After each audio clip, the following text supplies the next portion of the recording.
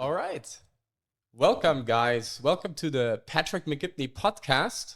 I'm sitting here with my colleague, Pierre Wilken.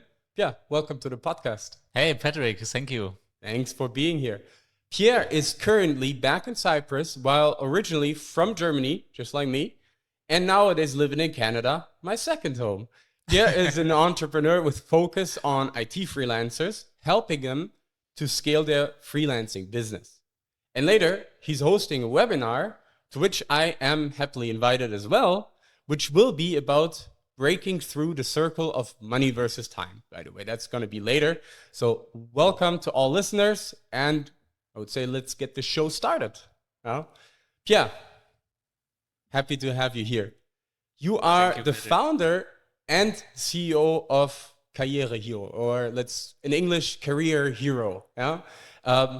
How did you get to that idea? What's the idea behind that business? Why did you found it? The idea behind the business was, or originally I was thinking, my main goal is to help people to grow in their personal life and also in their professional career. And I started to do life coaching beside my freelancing, and also before, when I have been employed in the IT business, I was doing a 2 years long life coaching certification, and then I worked beside as a life coach. And I figured out it's a very nice job, but also a difficult job because you have to deal with many deep family topics and so on. And then I was thinking about, okay, maybe there's something connected to this, what I can do, because if you want to be successful in the life coaching business, you have to focus on one thing. Like, for example, you have to help people to lose weight. You have to help them to overcome a specific kind of fear. But that was not where I was seeing myself in the future. And that's why I started to do a business coaching certification. Then I founded my own small agency in the IT field. And I was recognizing, okay, the most difficult things is getting used to doing sales and doing the marketing stuff and so on. Because if you are from the IT business, then you have no experience with this kind of things. And also there are some fears behind it, also some misbeliefs behind what is sales and what is marketing. And that's why, I decided to help people to do exactly what I did, switching over from freelancing to doing something which is more time independent, like building up a small agency or doing smart solopreneur thing, working together with freelancers, acquiring clients by yourself, doing small or efficient marketing. And that was the reason behind I founded Karrieehero. And Nice. That's the story behind it, simplified. Very nice, very nice. We're going to deep dive on that anyways throughout the podcast. What is interesting, you said you are a certified mentor? Certified life coach and business coach. Yeah. How do you get certified? I should have known it because I'm a mentor myself, but I don't have a certification. Yeah, there's some institutes where you can learn how to. But this is about coaching, mentoring. That's different. Yeah. And they have learned this coaching methodics, how to do it, how to solve inner blockades. What kind of institute is that? Do you know Greater, for example? No. It's a big German company, and they are how it's called in English, accredited. Oh, okay. Accreditors. Yeah, it's a official certificate. Yeah. And you can call yourself officially business coach, yeah? Yeah, you can call yourself like this. I don't think it's worldwide accepted, but at least in Germany, yeah.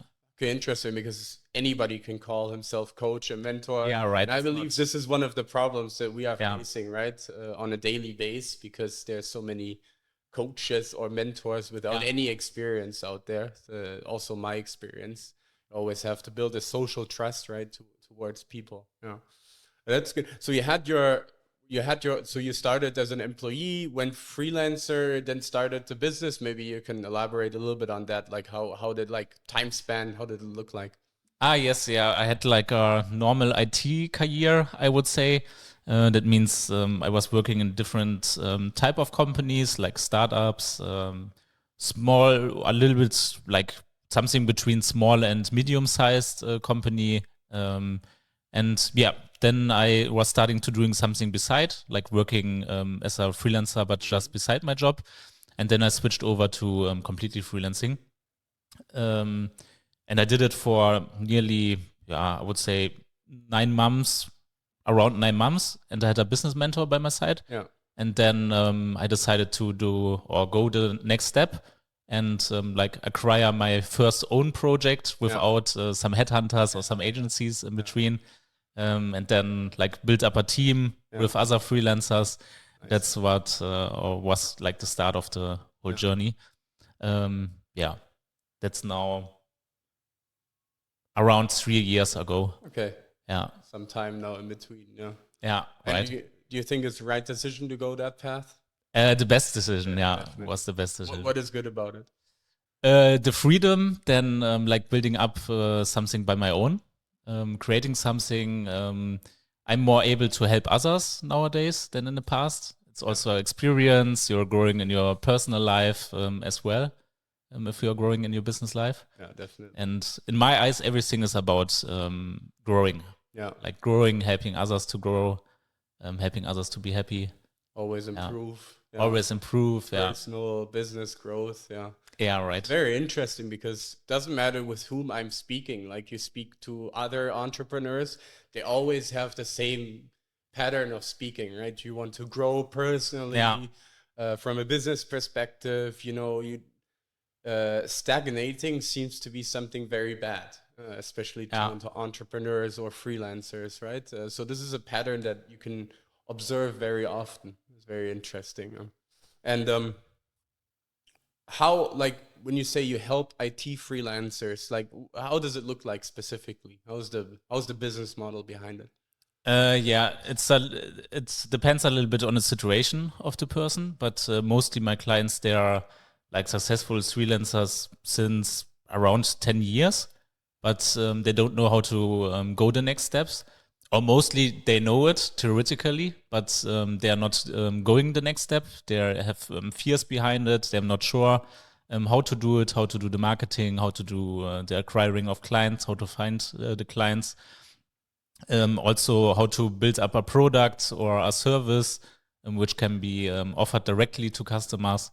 And that's basically what I do. I start like with a free discovery call. Yeah. We are speaking about all the things. I will see if I can help the person, if he's or she is in a position to go the next step.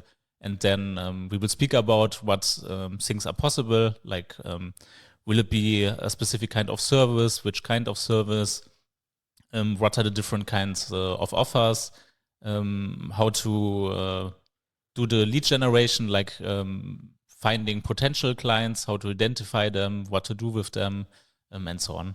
Like it's what was very important for me was to do the like full cycle, but in a way an IT expert can understand and deal with it. Yeah, it's a special niche, as we are operating in the same niche basically. With IT freelancers or IT business owners, there's always some specifics. I feel like lead generation sales is something that they really don't want to do. There's an objection. They have a fear behind it. There's a fear, and there's we had this topic also in the last podcast. There seems to be a negative objection against sales, and I think it has to do with, because it's so easy these days to get projects, like over headhunters, recruiters. It's so easy. So it's something good on the one hand, because you can get projects, but you're so much dependent on other companies, on third parties to get clients. I mean, we have seen it, the recent development and also in the economy. Like sometimes it doesn't work anymore. And I've seen companies growing really, really big with millions of revenue and haven't acquired an own lead or an own customer by their own. So it's crazy. I think that's super vital though, to be able to do that.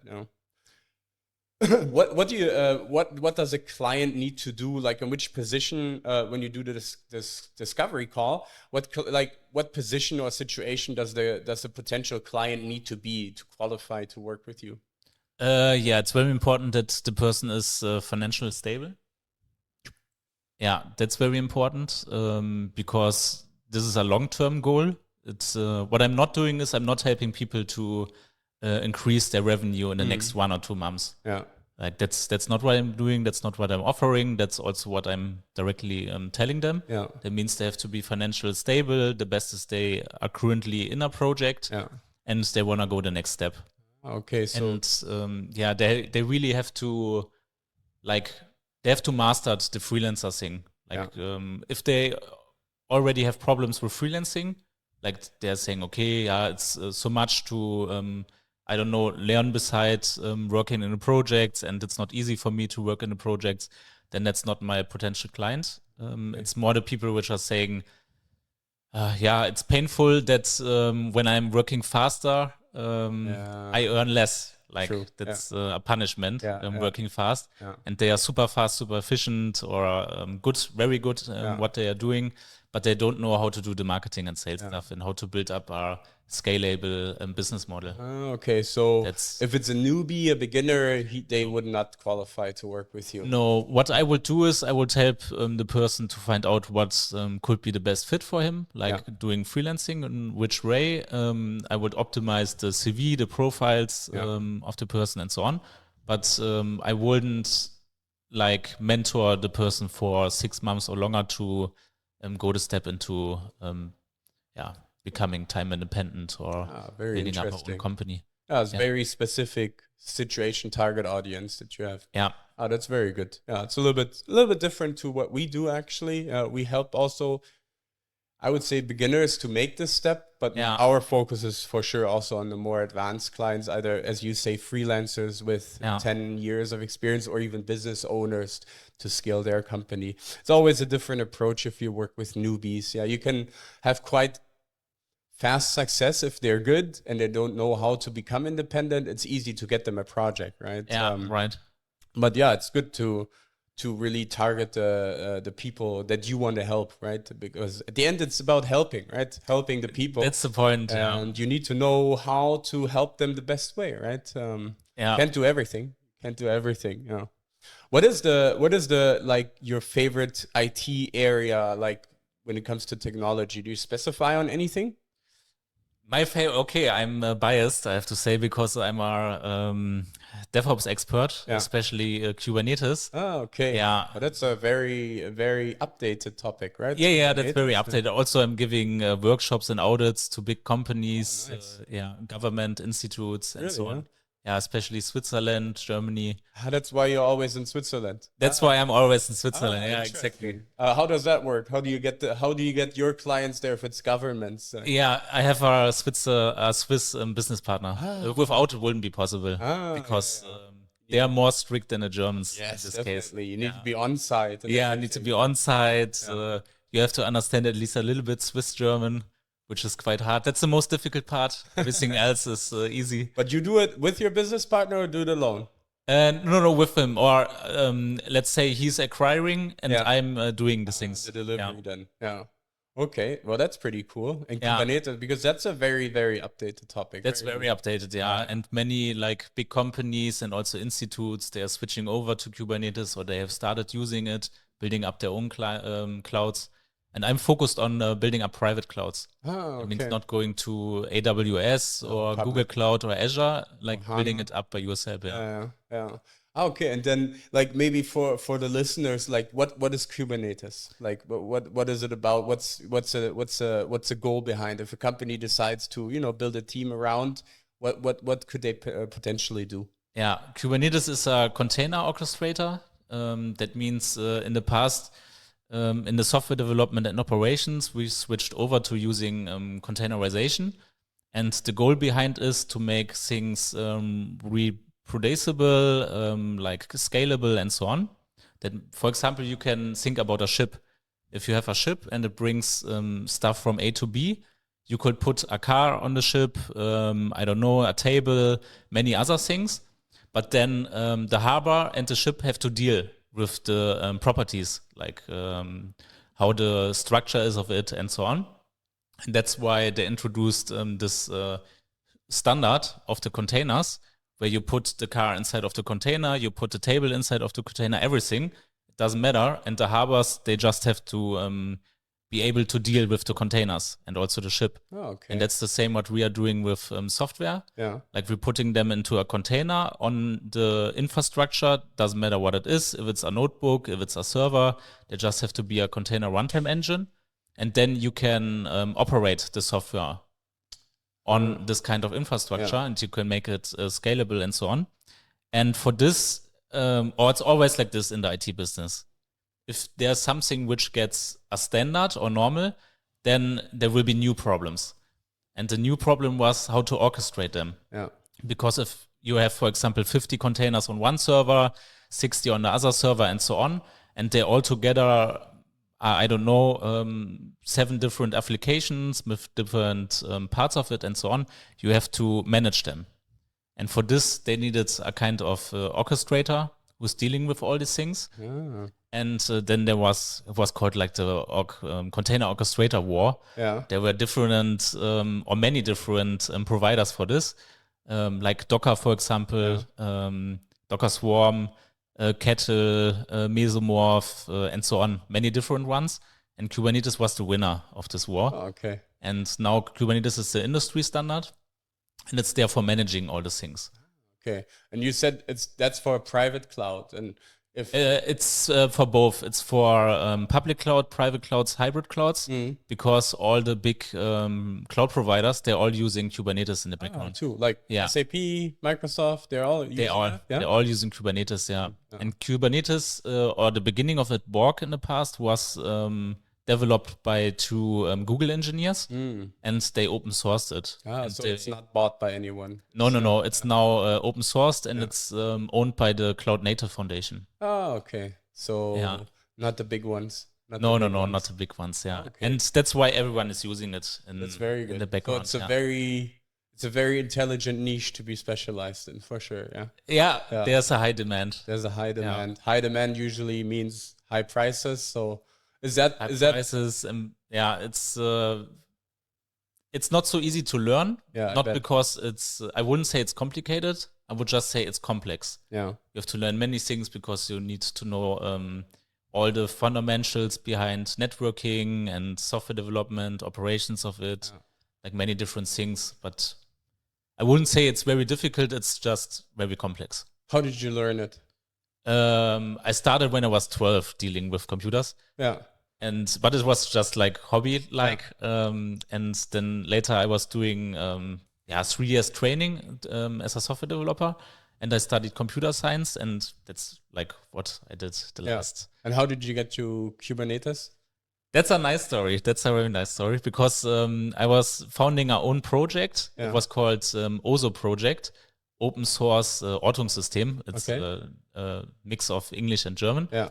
And this project was about to help children and elderly when they are in our emergency situation. That means, for example, they could have a puppet, or they could have a necklace or something in their backpack. And with this, they can send alarm signal to their family members or good friends. They have to tap it? Or? They have to tap it, for example. Yeah. There were different ways how to activate it. Yeah. And then there are the people which are in the list, in the subscriber list, like their parents, for example, they get a notification, like there's an emergency, who has the emergency and where's the location. And they're called press that they are taking care about the emergency. And then the other people from the family, for example, they know, okay, Uncle Bob is taking care about Emily, for example, and then they know, okay, he's taken care of, we can call him, and he gets navigated to to the person. And we wanted to make it open source, so you can use different kind of devices. Yeah. Like, for example, you can have it on your smartphone, you can have it on a specific kind of device. And for this, it was necessary that the signal will never get lost. Yeah. Doesn't matter what happened. If someone will try to, I don't know, DDoS the service or something, there always have to be, the signal has to reach the right destination. And that's why I started to work with Kubernetes and to get into it. And then later I made it my profession, Oh, very interesting. Is that project, is it still running? No. We stopped it later because there was a very good similar project from Bosch. Oh, damn it. And it was quite good. Yeah. And we figured it out after, I don't know, a year or something. Yeah. Did you talk with Bosch? No. I was just checking out. It's active and very well maintained. Shit. Maybe you could have sold it to Bosch.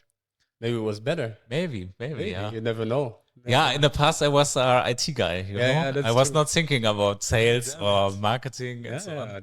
That would have been a nice sum probably by Bosch. Yeah, but cool. It's a very good idea. I mean, it would really help a lot of people, right? Yeah, and this technology exists, like, because I haven't seen it yet. I mean, it's a great idea. Like, does Bosch have they published it or? Yeah, they have published it. And how does it look? You can it's the same idea. You can put it into, I don't know, your smartphone or your smartwatch or something like that. To have it right in mind, it was quite similar. The only big difference was it wasn't open sourced. That means you can't like contribute to it. Yeah. So it's all held by Bosch. Yeah. Okay, but cool. And that's how you got to Kubernetes, yeah. That's how I got to Kubernetes, yeah, because then I had to figure out how to build infrastructure, which is scalable and also, highly available. In which context does Microsoft use it? With the Azure cloud? Azure cloud, yeah. You can use like the managed Kubernetes in Azure, but also in the background they're using. Okay, very interesting. All of them, they are like modifying Kubernetes. They use like a specific kind of Kubernetes with some additional components on top of it, because you can extend it. It's extendable. So they make more or less their own product out of it using Kubernetes. Yeah, many constructs on top of it. Oh, very interesting. Okay, I didn't know that. So I learned something here. That's always good. Very interesting. And your clients, are they focused on Kubernetes, or they're like, they can do whatever they want as a freelancer? They can do what they want, yeah. It's just important that they're in the IT field, IT business. Yeah. And especially, I love software development operations that are like my, okay, I don't want to say something wrong, but these are the customers I like to work with the most, because I know the field the best, and that's good. Can you give some examples? Like what are your clients doing, like in IT? Yes, of course. For example, software development with event-driven architecture. For example, BI. Yeah. But also like e-commerce development, normal Java, Spring development, giving workshops, audits, and so on.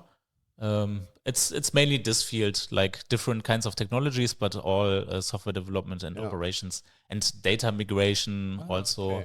Okay. Computer vision, have a new customer. Yeah, that's cool. Yeah, that's interesting. Yeah, so it's very, very broad. Actually, it needs to be in IT. Needs to be in IT. Software development, preferably. Preferred software development and operations. Yeah. You said the DevOps, Azure DevOps, you're also using a lot, or? No, I don't use Azure DevOps. Okay, but didn't you say DevOps, or did I get it wrong? Yes, but just DevOps methodics, like and tools, like GitLab, CI/CD pipelines. That's the same. I mean, Azure DevOps is providing exactly that, because I've been using that for I don't know how many years. Yeah. Nice. I never used Azure DevOps. No, it's easy. You can structure projects very well in there. We're not focusing on DevOps or whatsoever, but since our customers mainly are in the Microsoft field, and if they're doing any kind of Dynamics projects, we say structure it in DevOps. Yeah. That's how we teach them as well. Okay. If they don't know it, because it's quite easy to set it up, and it's very good because you have the pipelines and everything, and epics, features, and you can structure it in user stories if you're agile. Yes, it's like easy. Jira or something like that. It's easy. You can have tasks, user stories, features, epics, different hierarchies, and then you can plan your sprints, your releases, your pipelines, so that you can integrate it to Dynamics or the Power Platform. It's nice. It's quite good. But very, very technical. Very technical. But that's good. That's interesting. I have to go back to the beginning, because you said I'm living in Canada, but currently I'm living in Cyprus. That's my location. But from next year, that's like the current plan, that I move completely to Canada. Why? Because of love. Oh, because of love. I met a wonderful woman in Switzerland in the train. Really? Yeah, nearly 1 year ago. Oh. Yeah. And now you move to Canada. Tell us more. Yeah? You want to hear more? Tell us more. Tell us more. Yeah, I have been to, where have been? In Zurich. Yeah, in Zurich, I was giving a workshop for a bigger company. And then I went back from Zurich to Cologne with the train. And in Basel, I was looking out of the window and I was seeing a beautiful woman was going down the stairs. Was just looking, okay, she looks very beautiful. And then she was like going into the train and went next to the seats to me, but to the next 4 seats place. Yeah. And luckily, these seats were like reservated, like already occupied by someone who booked it. And then she came back and I was looking at her and was telling her that the opposite of me is still free. And that was how it started. Like we talked then. Real gentleman. Yeah. Thank you. Yeah, and she was doing our Europe tour, like a trip. Cool. Was going from one dancing festival to the next one. Nice. Because she loves dancing salsa and bachata. Ah. Yeah. And she's from Canada. And we had then nearly 5 hours time to talk because she also went to Cologne. Yeah. That was my big luck. That is luck. Or destiny. Yeah, very nice. And in Cologne, we had nearly, 45 minutes time left or something. I showed her some nice places around the main station because there's the big cathedral, which is very nice, and the bridge there. Yeah. And then we exchanged our numbers and we kept in contact. And 2 weeks later, she was calling me. We had a phone call and she was telling me, I want to come back and get to know you more. Oh, nice. From Barcelona. She was in Barcelona at this time. Yeah, and that's how it started. And then we had a nice time in Germany. I showed her some... Did you go to Barcelona then? No. She came to Germany. And then I took her to some nice castles. Yeah. Because, we have many beautiful castles in Germany. Yeah. Yeah, and that's how it started. And nice. Then I have been... around 2.5 months in Canada. Yeah. She has been 2 months in Cyprus also visiting me here. And next month I will go for 6 months to Canada. That's a long time. Yeah. And next year then I guess maybe the whole time. Wow. Oh, that's a big step. Yeah, we talked about it before. Yeah. So I know I'm also from Canada. So she's from Vancouver, right? Yeah, right. Vancouver. It's a very nice city. One of the best cities I've been to. I love it. You can go snowboarding and ski and surfing at the same day, right? Similar, like crazy. Just a little bit colder than Cyprus. It's a little bit colder, but you can do it. I mean, snowboarding is a little bit bigger there than Troodos here. Much bigger, but the surfing or the swimming is here a little bit warmer. But it's a unique city. It's very nice in Vancouver. Yeah. And I'm looking forward to going diving. Yes, in Vancouver. Yeah. Yeah, I mean Vancouver. There's orcas and everything. Yes, you have much sea life there. Big sea life. A little bit different. Yeah. Are you gonna go diving with orcas? You're gonna? Yeah, I wanna. Yeah, I wanna go diving. Not afraid? Now at the moment, no. Yeah. But let's see when I'm there. Before, pretty sure. Have you been diving with anybody, like any wildlife, like except of fish, like sharks or something like that? Nothing with this size. The only thing, the biggest what I saw was our angel shark. Yeah, they are beautiful. Where was that? Tenerife. Yeah. They have sharks there. Yeah, they have angel shark. That was nice. Yeah, that's nice. I mean, I've been shark diving. That's why I'm. Nice. I've been shark diving like in Mauritius. Yeah. I'm not sure if I told the story, but since we have some listener, I need to tell it again.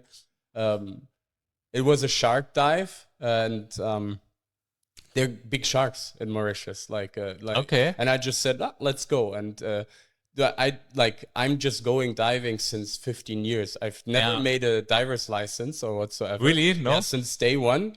Yeah. I just saw it. I think I was in the Caribbean, and I was like, I think I'm gonna go diving. And then there was 2 groups. Like, one group is the beginners. You need to make the test and the exam, and the certification. And there was a second group. They just go and dive. I'll just go to the second group and and I listen. What kind of certifications do they use? Google, I'm not even sure if Google was a thing back then. And I was like, okay, open water, PADI Advanced and all that stuff. It's like, okay, I'm going to go there. So I went with them. I checked it out. They showed me, obviously, and it worked right away. So then we went diving. So I did that every vacation I went to, and it worked every time. And obviously, I went, I don't know, maybe 30, 40, 50 dives by now. And at some point, you know what you're doing. So it doesn't matter where I was always I have open water, PADI Advanced or whatsoever, and my gear is, I got lost on the plane. They never checked in the system, never. So it always went good. Really, really nice dives until Mauritius. That I haven't been diving for a while. I remember like maybe 1 or 2 years. And that was like a private dive. Like it was stormy. Okay. So we went on this small boat. And they gave you your equipment, and there were like Navy SEALs on that boat, like that type of divers with knives and harpoons and everything. So I was the guys like, how does the whole thing work to put on top? How do I get oxygen? I forgot everything. So I just looked.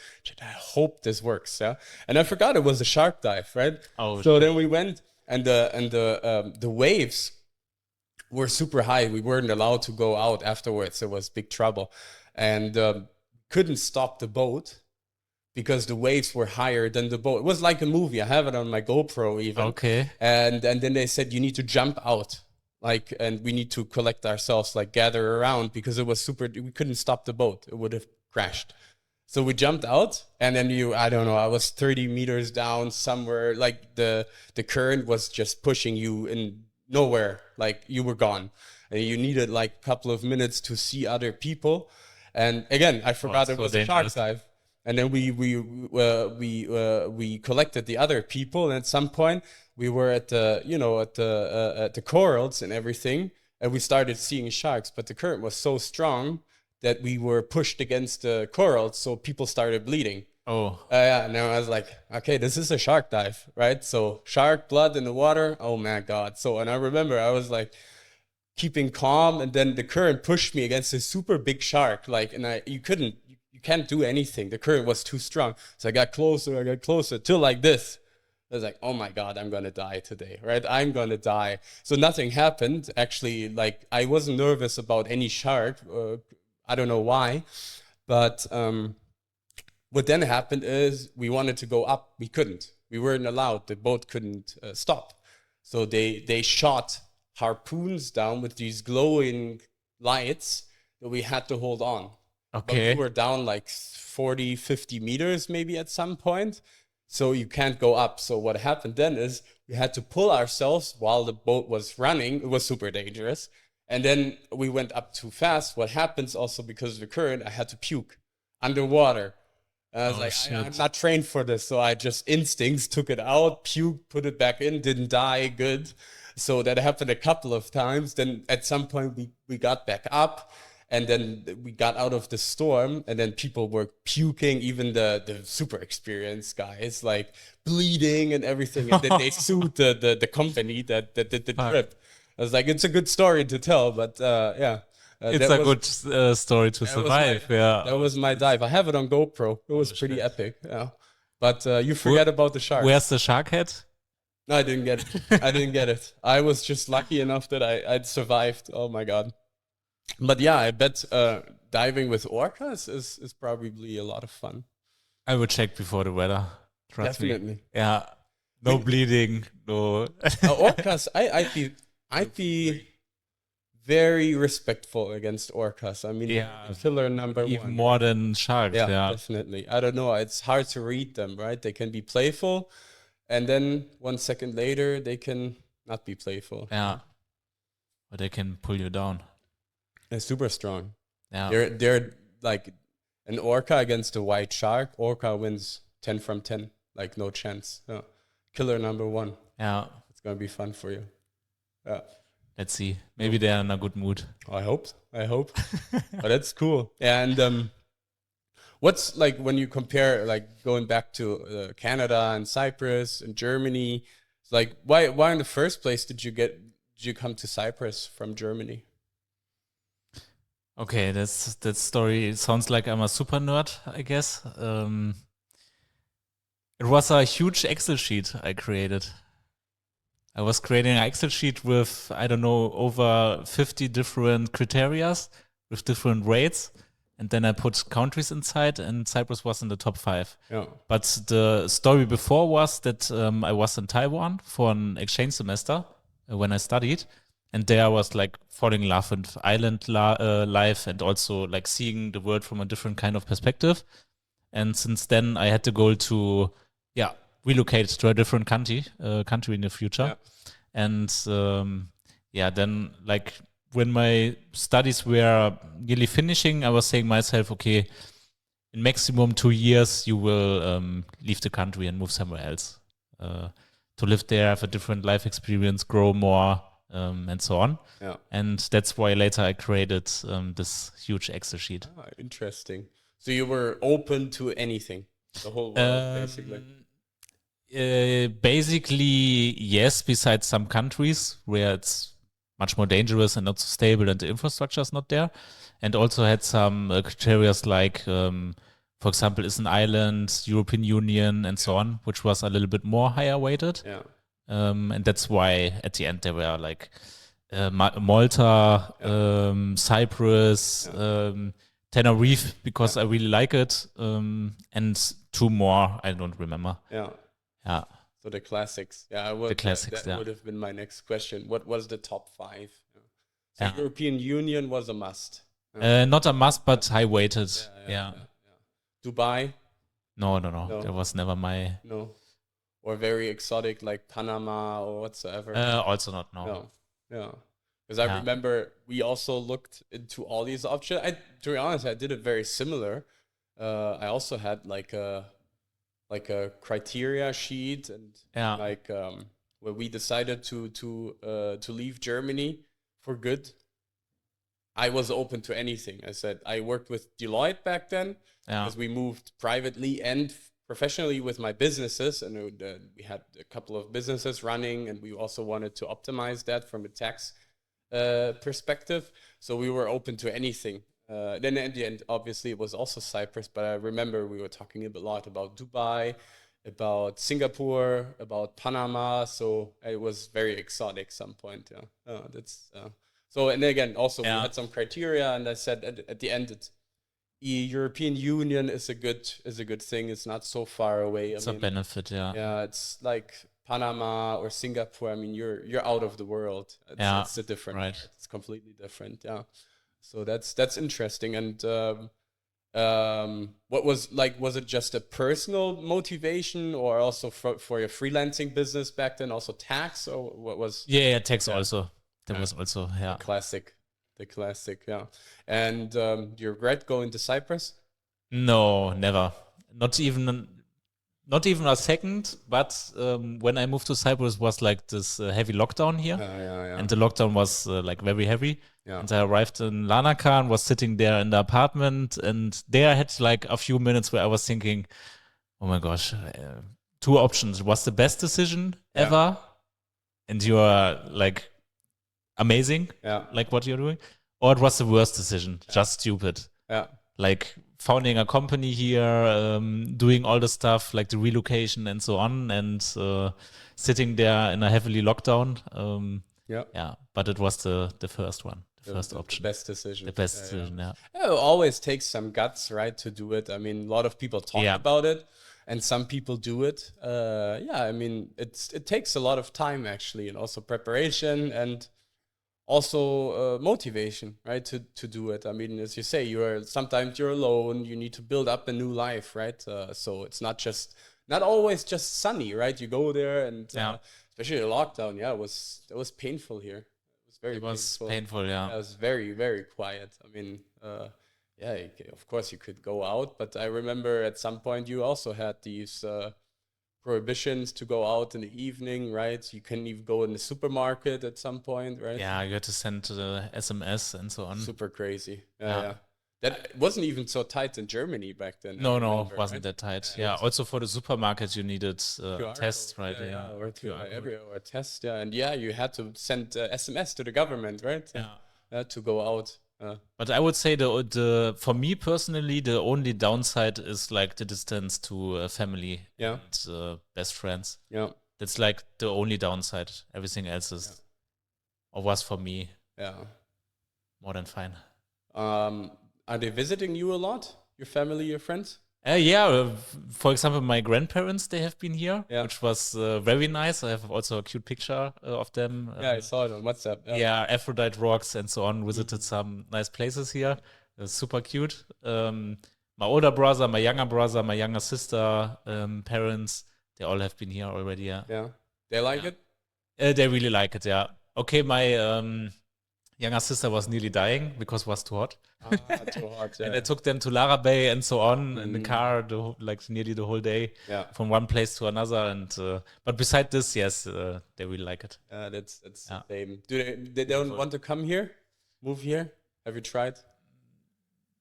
I haven't tried, but my younger sister is too young. Yeah. She's still going to school. Oh, okay. Yeah, and everyone else, like they have their own things, like house and family things, work. But maybe your parents in a retirement. Maybe in retirement, yeah.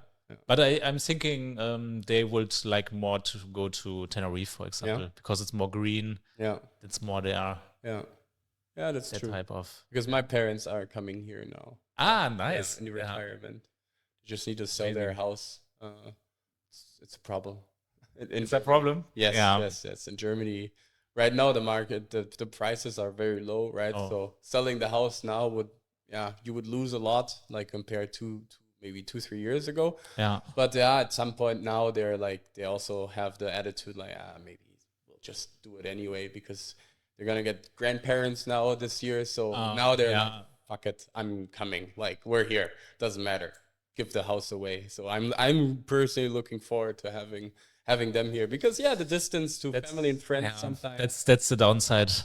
Although I said already a couple of times that I think I see some friends and family more than I saw them when I was in Germany in different cities, because you also have your life, right? And I was living in Stuttgart or Hamburg, and my family and friends mostly are in Wolfsburg. So you didn't see them that often, maybe also 2-3 times a year. And here, there are a couple of times here. Like my parents are 3-4 times here per year. My grandparents 1 or 2 times. Nice. Friends, of course, they come here. They can live for free in my house. Yes, it's for them amazing holidays. This year I'm start charging rent. They don't know it yet, so it's gonna be inflation. So they're gonna pay.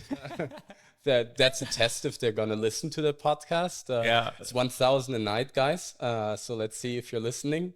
If you don't say anything afterwards, we agree on that. No, jokes aside, I think at some point I like it actually even better, because if your friends first of all, I notice who are your friends. At That's true. Some I was like, wow, I'm surprised they haven't visited till now in 3 years. I mean, literally, you need to book a flight, which is partially super cheap. Yeah, it's super cheap. That's it.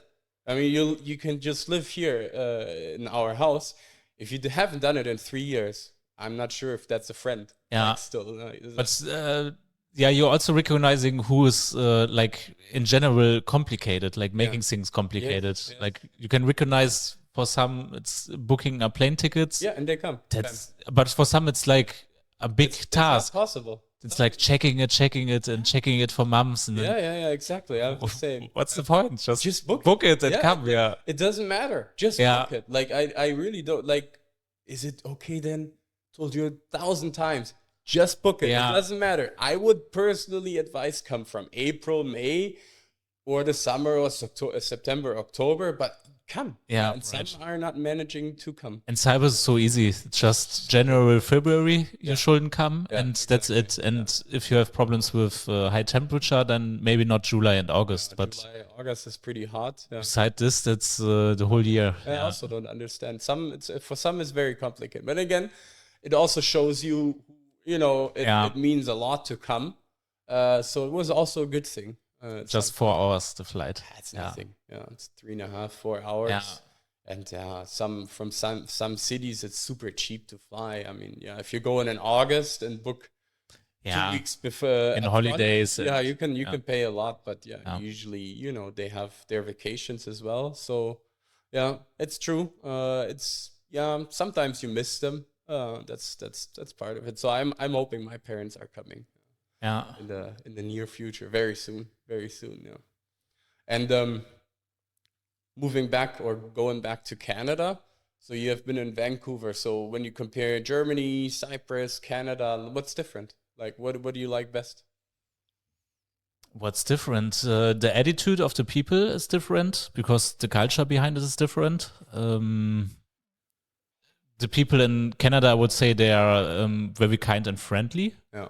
They also have the social system there is very strong. That means has some similarities to Germany in this case. There are some similarities. Also, the weather is quite similar to Germany. In some parts, it's much colder, of course, but also in other parts, it's quite similar. For example, Vancouver is like the same temperature like Cologne. Yeah, it's raining a lot. In the winter, it's not so cold there. I expected it will be colder there in winter, but it's quite similar because of the sea beside. And Cyprus is completely different. Like Cyprus is outer space, Europe. Yeah, it's a part of the European Union, but it's completely different. Yeah. Some similarities you can see and some influence, but completely different. Like I would say everything is a little bit more unstructured and more relaxed. For example, you can see it if you are going to a restaurant or a bar, or let's go with the restaurant. Everything is like doesn't need long time. Beside at the end when you want to pay. Yeah, that's true. In Cyprus, if you want to pay at the end, you have to wait the longest time. Yeah, that's true. Why is that? In Germany, it's completely the opposite. In Canada also. Like, that's the fastest. If you want to pay, that's so super fast, super quick. Kick you out. But in Cyprus, it's the opposite. Everything is like normal in time. But then if you want to pay, you have to wait 20 minutes. Why is that? I think they don't care so much about money. Good. That's for example, a Cypriot I would think, why should I work more and earn more? Then I also have to pay more taxes and so on. I'm fine with this. Like, why should I earn more? Yeah, that's a good attitude. The reason behind it. Yeah, that's a different. Yeah, it's completely different attitude or mindset. Completely different. To Germany. Yeah, Canada is some parts similar. I would say. I mean, also from the weather. But still, it's a different country. I mean, it's first of all, it's huge, right? If you go away from the cities, you can literally nature's crazy. Get killed there. I mean, there's a lot of dangerous animals, wildlife. Everything is huge. Yeah, so huge. Yeah, the mountains, the roads, the lakes, everything huge. The animals, they are huge. Big. The moose. Moose is just a huge creature. Yeah, there's crazy. A lot of bears. It's a nice country, definitely. I grew up in around Toronto.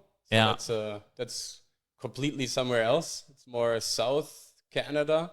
So you have really awesome weather. Actually, you have hot summers, 35 degrees, and really cold winters, minus 35 degrees. And like spring and autumn is like a month. I remember, like you just switch from warm to cold. Super weird. You don't really have this couple of months in between. Yeah, it's completely different. But very, very nice city around. Vancouver is nice. Toronto is, great city. It looks like New York, just clean. And it has the same vibe. New York is super dirty and dangerous. And most of the movies actually are shot in Toronto, and they say it's in New York. You see that a lot. Okay, You see a lot of movies going on there. So that's definitely nice. I mean, the further up you go to north, the colder it gets. And then it gets really cold. And less humans there. Yes. It's like nearly the whole population is in the south of Canada, right? Yes. Yeah. And what I recognize is how multicultural Vancouver is. That's crazy. Like we have Chinatown there where everything is in every city has Chinese. a big Chinatown. Yeah, And very German authentic. parts and everything. German parts, then Korean and Indian, and you also like the language switches there. You have everywhere the Chinese signs, authentic restaurants, supermarkets. Yeah, that's true. It looks like in China. Like in you can get lost there. You can get lost in those places. Koreatown. Yeah, it's very international. Yeah, Canada is very international. I mean, if you go to Quebec, right, everything is in French. Yeah, and there's usually it's English and French, right? With signs or I don't know, with stuff on the food, on the groceries, or in the restaurants. But in Quebec, it's only French. And they don't want to speak English. So if you go to a French place there, or if in Quebec, you speak in Montreal, you just try to speak English. You have a lot of times that they speak French with you. They don't want to speak English. So it's like the French attitude, right? We're better. We don't want to speak any other language. You need to speak French. I had that a lot of times. You just cross the border to Quebec, and I was like, I don't know what to do here. Like I remember going to Montreal. I was like, I can't communicate here. God damn it! Impossible. Yeah, it's very different, but beautiful country for sure. And the countryside is amazing, but you can get lost. It's very different. Yeah. So now you're going the next 6 months or something like that? Yeah, right. Middle of next month I will go, and then I will stay there for nearly 6 months, and then I will go with a cruise to Alaska, and from Alaska to Japan. Wow. Yeah, really looking forward. Amazing. That's a nice trip. That's a nice trip. And the cruise is full with digital nomads. Ah, okay. Yeah, they're giving workshops, really, speaks and so on. Yeah. So that's a special cruise ship for for digital nomads. Yeah. How do you find that? It's a German guy who's organizing it. Yeah? It's called Nomad Cruise. Okay. And Johannes Völkner is his name. Okay, don't know him. Yeah, and I have a friend. His name is Stefan Klump. He's an investor in IT companies. Yeah. Especially things with AI technology behind it and so on. That's the new topic. Yeah. But he's doing it as a long time. Okay. He has a big investment group, and he was connecting me with Johannes, and then I was seeing, wow, okay, they are organizing a cruise from Vancouver in the time when I'm in Vancouver. And it was like a no-brainer. Then it was a sign. Yeah, and then to Alaska, because there's a great story behind Alaska. It was the big dream of my grandpa to go to Alaska when he was younger, like maybe 21, 22, 23, 24, this age. And the story behind it is, it's an amazing story. Are you taking your grandpa? It was bringing me to tears. No, I can't bring him. It's like he's not in a good it's not possible anymore. Physical. But I was telling him about him, or I was telling my dad about him, about the trip, and then he was saying, "Oh, do you know that was Grandpa's big dream?" Yeah. And then I was thinking, okay, I remember something, and I was speaking with my grandpa, and I was telling him that I will go to Alaska with the cruise, and then he was like silently standing up, was going out of the room, was taking a book, coming back with a red, very old book. And was giving it to me. It was it's a book about Alaska. He got it in his military service. Okay. Because he was like doing a proper job there. Yeah. It was like from his lieutenant or something was a present.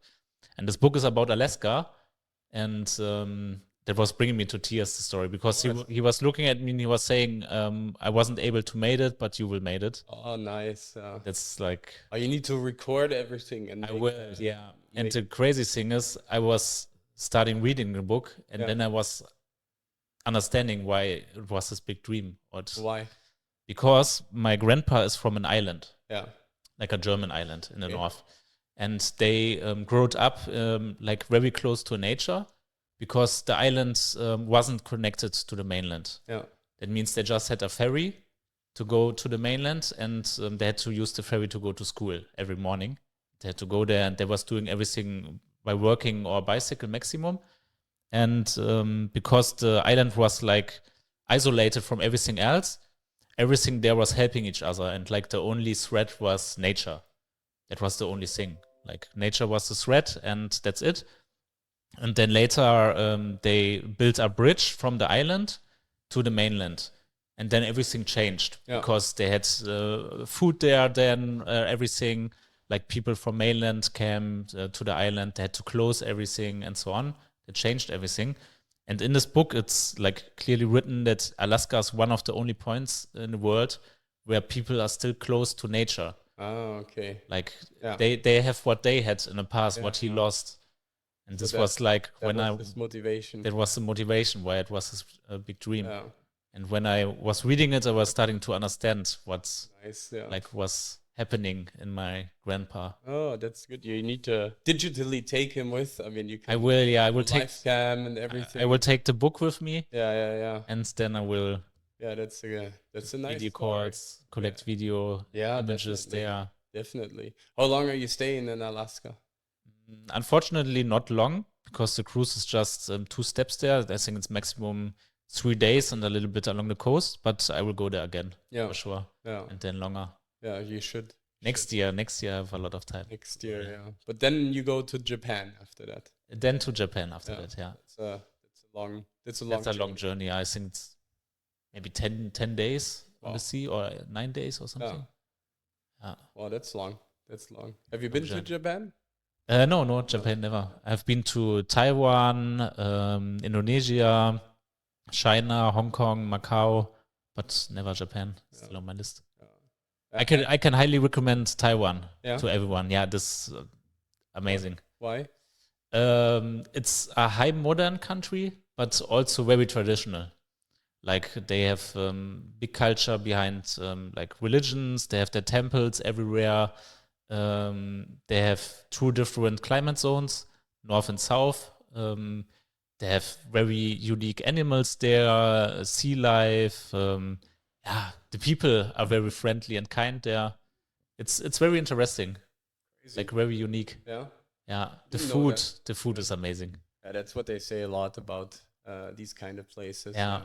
If the night market, food markets everywhere, I love it. Crazy. So what's the goal? Like privately travel around, like also in combination with Canada now, travel more, stay in Canada, come back to Cyprus down the road. What's the plan? The plan is to, on the one side, to build up a beautiful home, like second home. Then to, help my girlfriend to be like location independent and time independent. That's also a goal of us. And then traveling around the world. Having like maybe 2 main locations, Cyprus and Canada, Vancouver. That's very good. And traveling around the world. Sounds like a good plan. Yeah, I take that plan too. Yeah, nice. I take that plan too. I think that's the best plan. Yeah, Canada is a good place. Cyprus, for sure. Mind your business is in Cyprus, right? Yeah, so it's gonna stay here as well, as you said. Right? Yeah. Makes sense. Yeah. Well, that's really, really cool. Maybe one other topic was also when it comes to Cyprus and the IT community. You're the admin of the biggest IT group, right? LinkedIn group in Cyprus for Germans and everything. How did you get to that?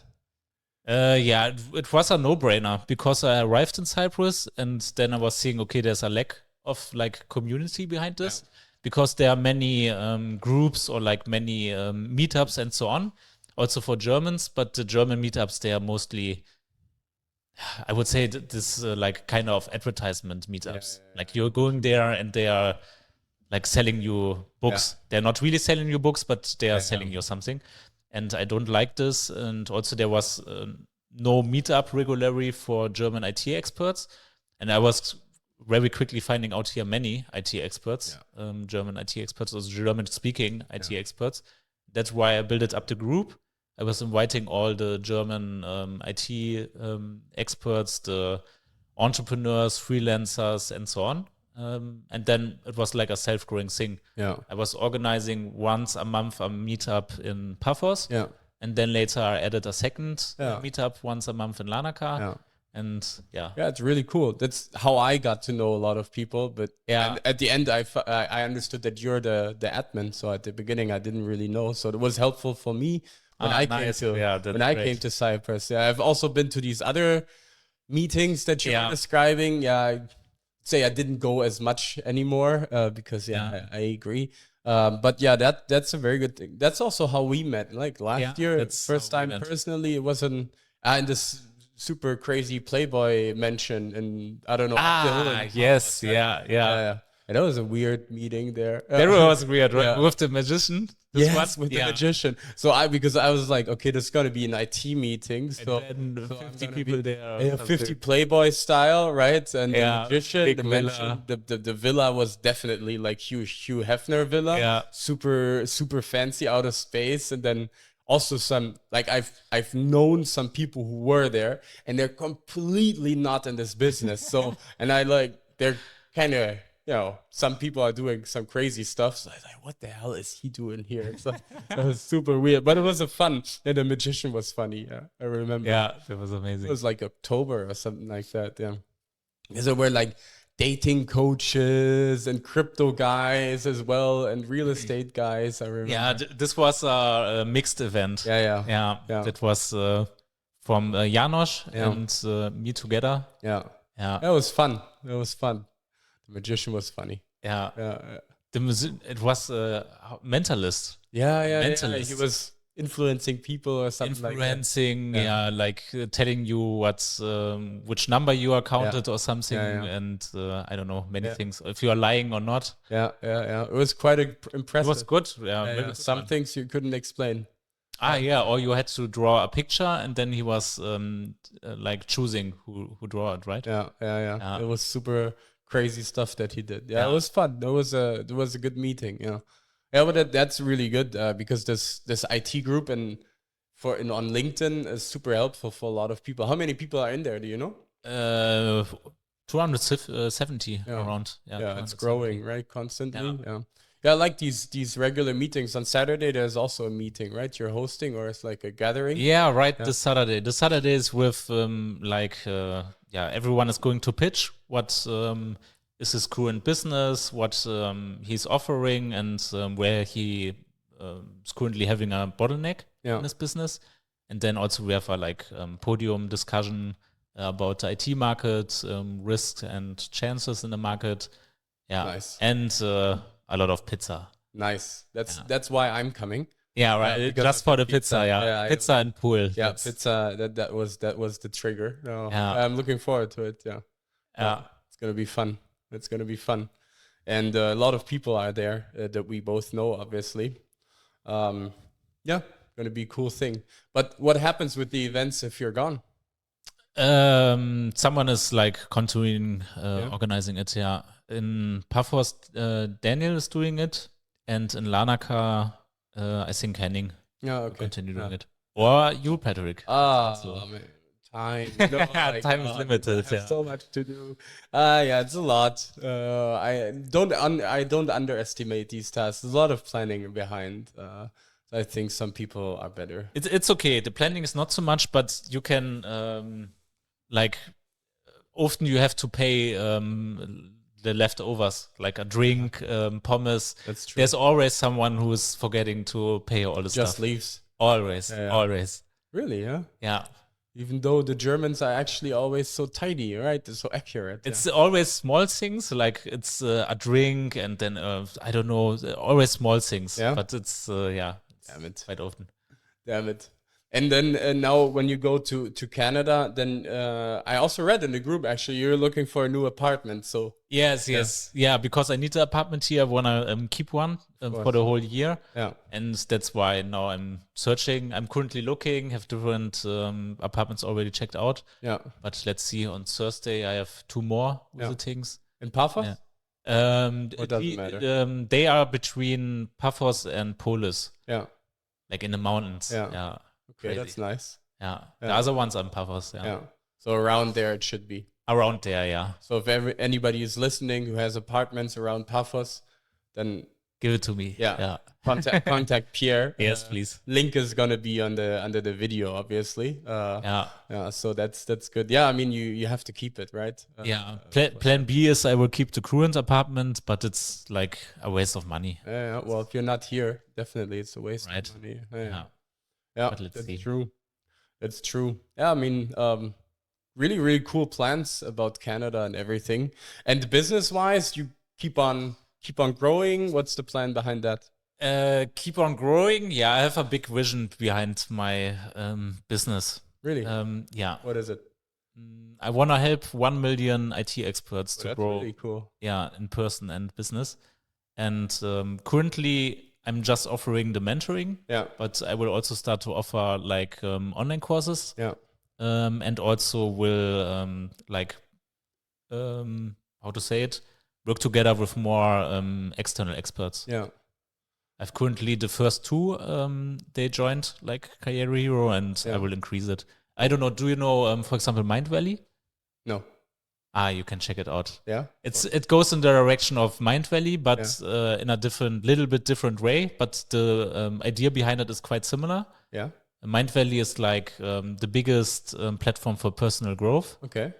Yeah, and they are like, you can find the craziest experts worldwide on Mind Valley. Like I don't know, from Scale Up, the book author. I don't know if you know him. That I know. Yeah. For example, he has a course there where you can learn it and do the Scale Up methodics. Yeah. Yeah.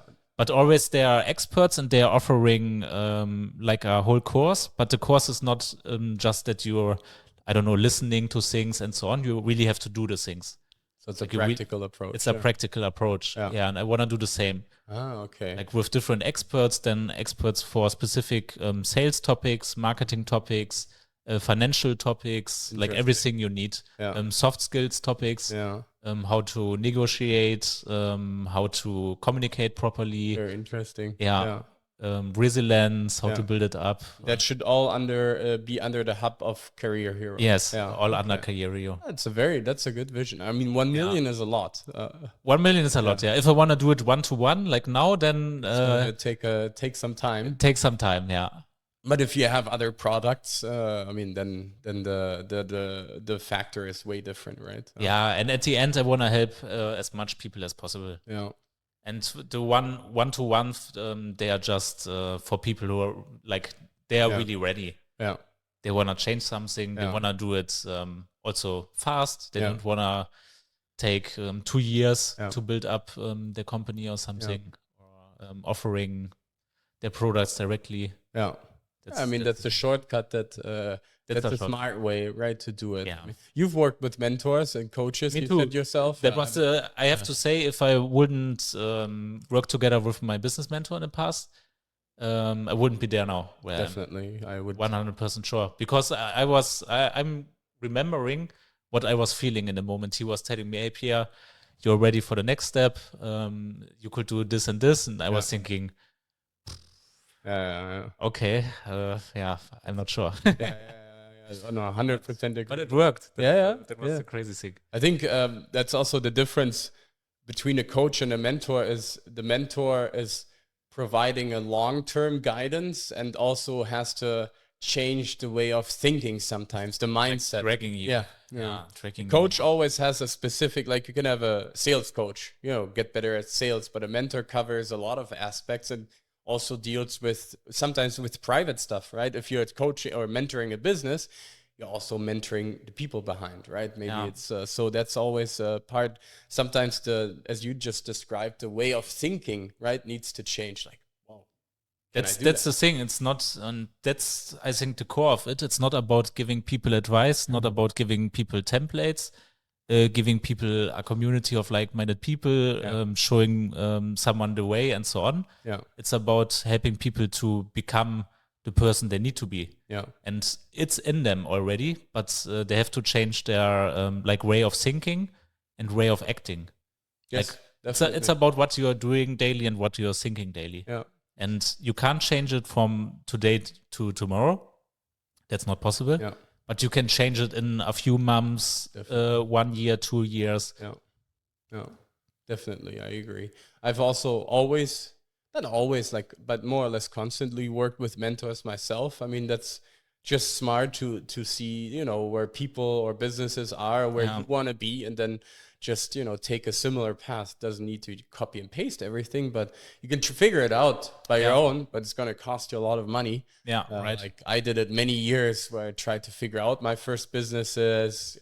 I lost so much money, if I remember. Get a mentor, fix the problem, comes next challenge. Awesome. Now also still working with mentors constantly. And I will always advise if you have the possibility and do it, right? It just brings you faster to your goal. That's the thing. Yeah, definitely.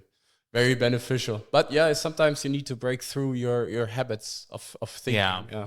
And it's sometimes very difficult. You have been doing something for, I don't know, maybe years. And now someone tells you, you need to stop doing that. Like, it's hard. Yeah, it's very hard. That's hard. Sometimes very hard. And it takes time, as you say. You can't do that from today to tomorrow. I see that with myself, with some things that I've built. It took me a lot of time to understand why I'm doing it. Or with my mentorees, sometimes they tell me I was sitting a whole week just thinking about the sentence that you gave me. And after a week, I think I understand now what you mean. Like just one sentence, and you think about that for hours, and that's how it should be, right? That's the point. For example, I was reading books 7 years ago, and I was thinking, okay, sounds very smart, and I understand it, and so on. But then now, years later, I was thinking about, oh my gosh, now I understand it. At least this part. Like this part I understand now. I understand what he really means behind it, and that's the crazy part. That's the same with the mentees. Like they're starting to do things, and then they're starting sometimes to say, boy, I'm not sure if it really works in my case. And looking at them, you are so close before it. Next week, Tuesday, you have to call with them, like the sales call, do this and this. Let's look over your script, what you have there, and so on.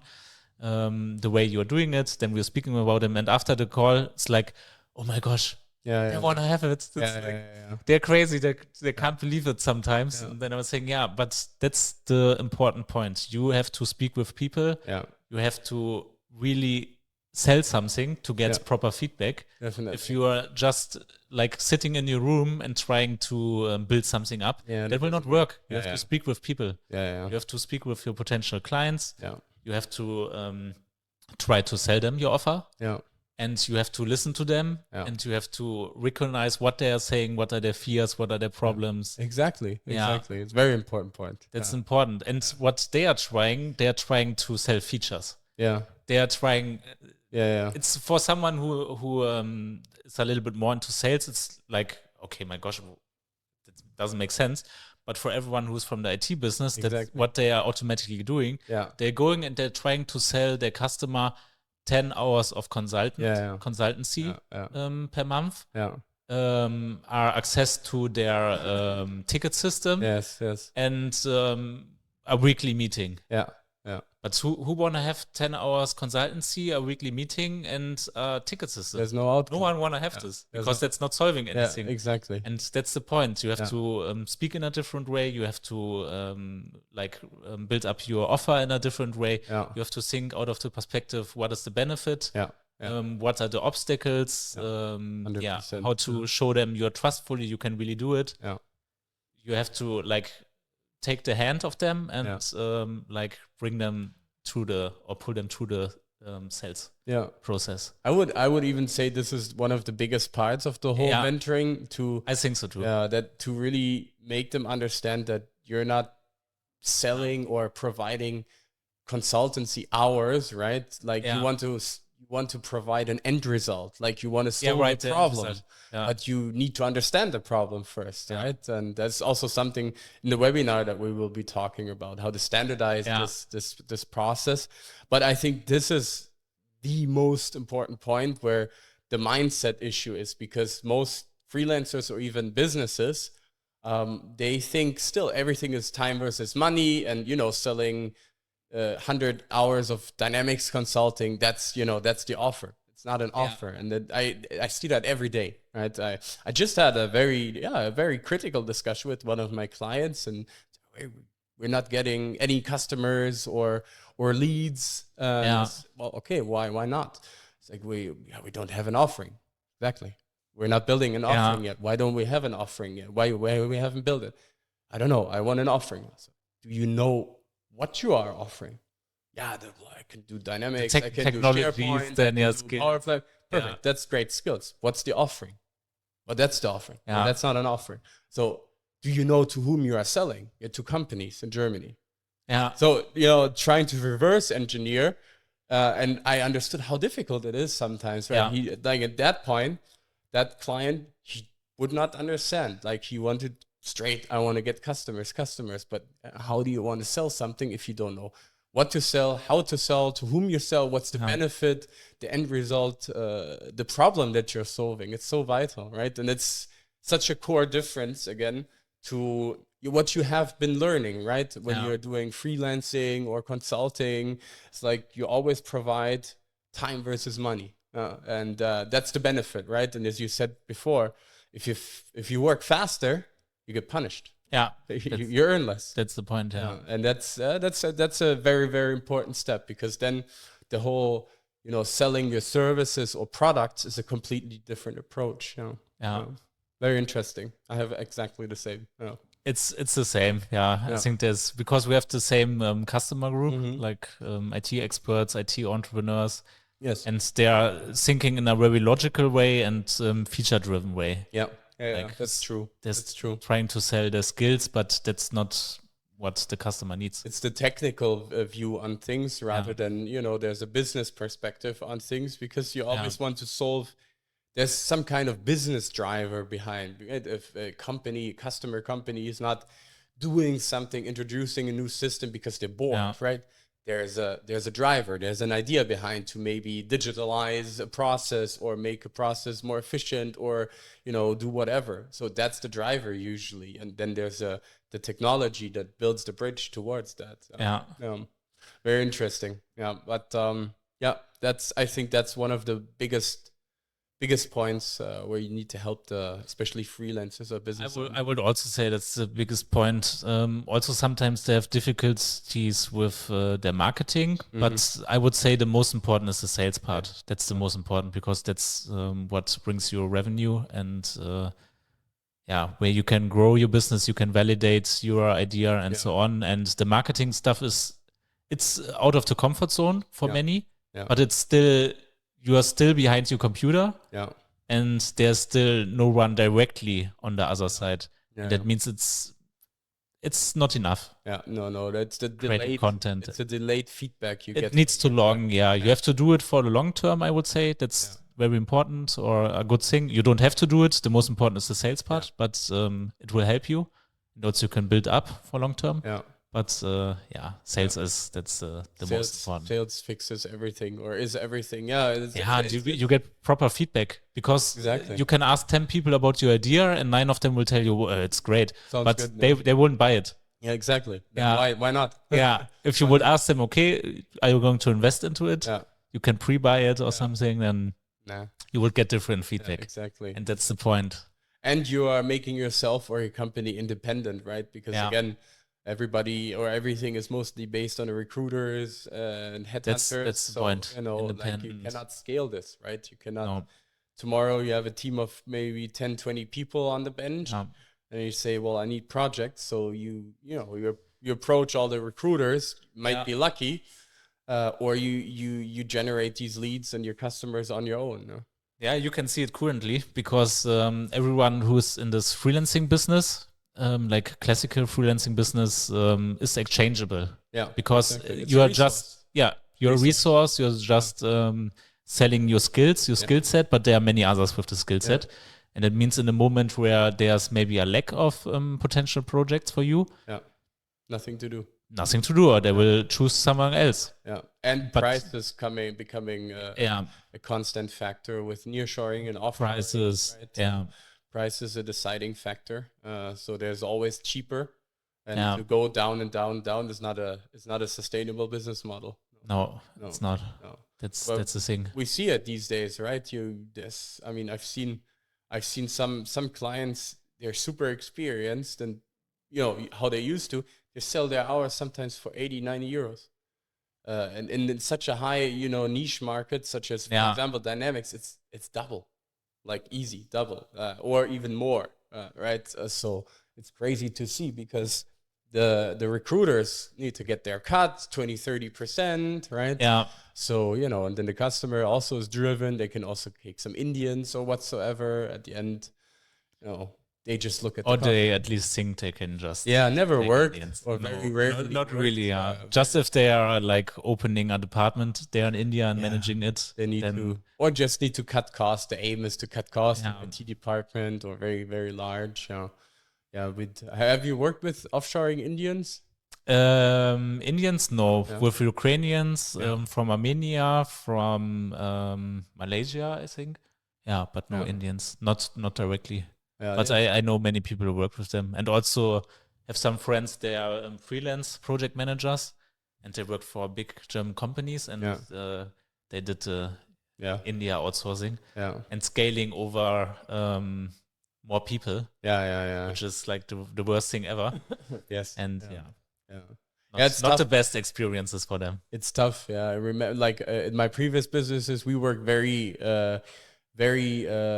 close with Eastern Europe. So we have delivery centers in Poland, Ukraine, and other countries that worked very good for us because they were partially German speaking. And culture is quite similar. Very similar culture, very similar attitude. Like Ukraine worked very, very good for us. So that they're so much better actually educated than compared to Germany. And the further east you go, there's so many countries that are really underestimated. Like some clients, they have nearshore centers now in Moldavia and all that stuff, or Montenegro. So it's really, really interesting.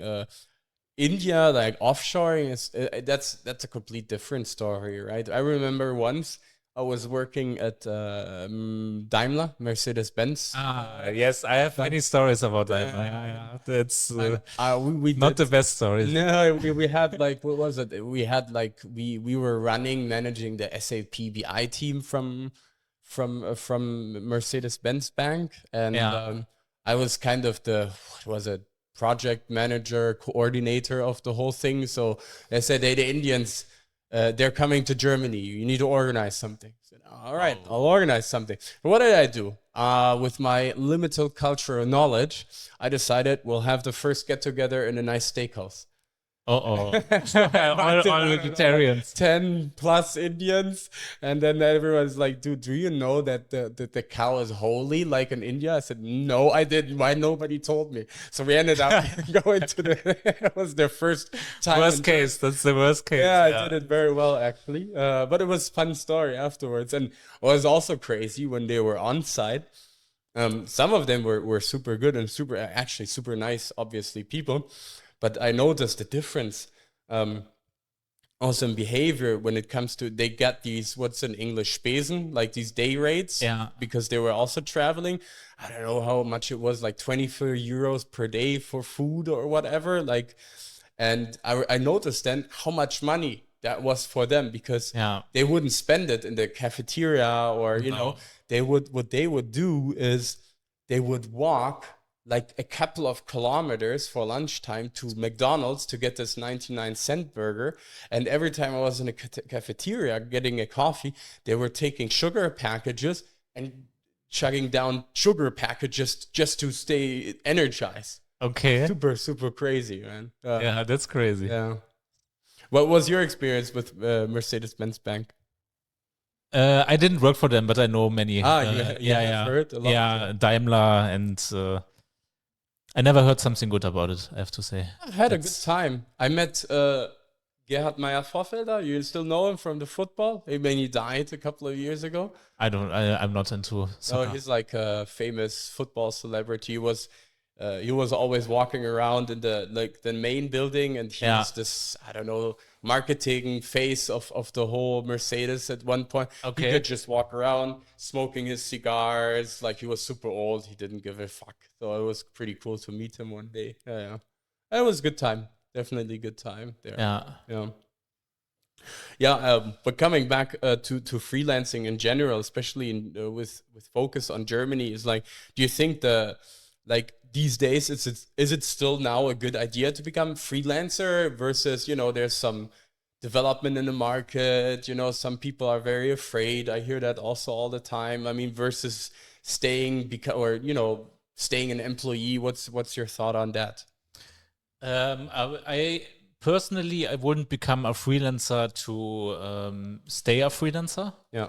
I would just recommend to do it like to get the first projects and building up something long term beside, because the market will change for sure. Like all the regulations, they're getting stricter, especially in Germany. Yeah. Like the Scheinselbstständigkeit. It's since a long time. It's a big problem, but they haven't really like taken care about it. Not so strictly. But it will get stricter. You can see it. They had many like discussions about it. Some institutes, they wanted that they are defining it more detailed and so on to make it more clear what it means and what not.